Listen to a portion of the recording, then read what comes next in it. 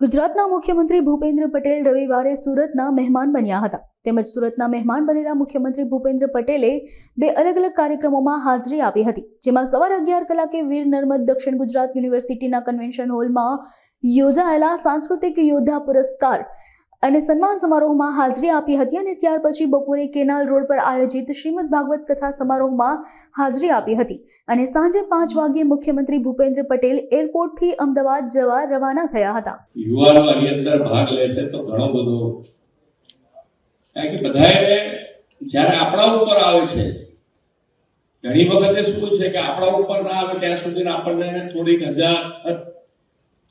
મજાક મસ્તી કરી લઈએ, પણ જ્યારે આપણા ઉપર એની એ વસ્તુ આવે ત્યારે આપણને એમ થાય કે આ મજાક મસ્તી મેં કરી એ વખતે ખોટી કરી હતી, આ તો છેક મારા ઘર સુધી આવી ગઈ. એટલે આ બધું જ દરેક પરિવાર માટે આ જરૂરી છે.